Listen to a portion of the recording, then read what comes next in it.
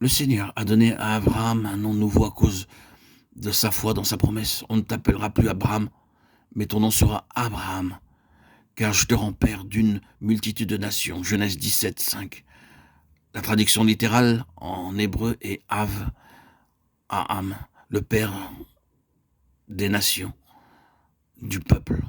Il a été mis à l'épreuve par Dieu, lui et sa femme, jusqu'à ce qu'il fût libéré de leurs doutes, de leur incrédulité.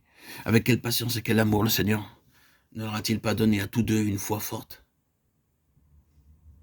L'ennemi suscite dans nos pensées des doutes dans bien des circonstances, mais Dieu, dans son amour, continue de nous reprendre, de nous aider. Dieu connaît nos limitations humaines, aussi envoie-t-il toujours à nouveau des messagers pour nous donner une foi forte et enlever nos craintes, nos doutes. Dans Genèse 18, 1, le Seigneur apparut à Abraham pour la 7e fois, cette fois-ci dans les plaines de Mamré. Selon Genèse 13, 18, Mamré c'est Hébron, et Hébron signifie communion. Par cette visite, Dieu renouvela et consolida son amitié avec lui. Or, Abraham avait déjà eu le privilège de jouir de la communion avec Dieu. Il était ce jour-là assis à la porte de sa tente dans une grande expectative. Il s'attendait à quelque chose. Au fur et à mesure que vous grandissez spirituellement, vous pouvez avoir l'intuition d'événements futurs.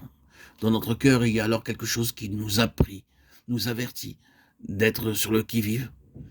Selon Genèse 18, 2, le Seigneur apparut à Abraham sous la forme d'un homme ordinaire accompagné par 2 autres personnes. Ces 3 hommes s'entretinrent avec lui et lui posèrent ensemble une question.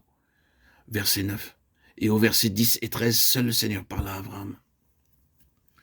Lorsque Dieu commença à parler à Abraham, il reconnut qu'il parlait avec Dieu, bien qu'il se fût présenté sous la forme d'un homme. Il vint comme des hommes ordinaires, mais Abraham les accueillit néanmoins avec une grande joie. Il courut au troupeau et amena un jeune veau. Il dit à sa femme de prendre 3 mesures de fleur de farine.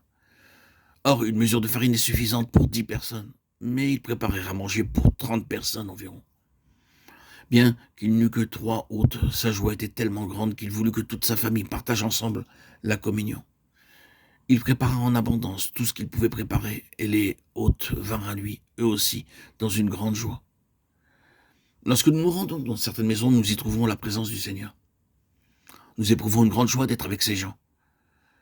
Mais en nous rendant dans certains foyers, nous n'aimons même pas y séjourner pendant quelques instants. Il semble que dans ces foyers-là, les gens disent en silence « Allez-vous-en, allez-vous-en ». En fait, nous devons nous contraindre à y rester, même pendant quelques minutes. Le foyer de Lot était de ces foyers. Bien que 2 anges vinrent dans sa maison, il ne les accueillit pas de tout son cœur. Quel genre de foyer est le vôtre? Ce n'est pas le mobilier, ni la richesse, ni la nourriture qui peuvent rendre un foyer heureux. Seule la présence de Dieu peut rendre un foyer heureux. Seule la présence de Dieu peut rendre un foyer rayonnant d'amour. Abraham, Sarah et la famille tout entière se réunirent pour se voir les hôtes, et ils furent très heureux de se retrouver en leur compagnie. Mais dans le cas de Lot, dans Genèse 19, 3, ce n'est qu'après beaucoup de persuasion que les anges entrèrent dans sa maison. Abraham, lui, reçut ses hôtes avec empressement et avec joie. Et il savait qu'ils étaient les messagers de Dieu.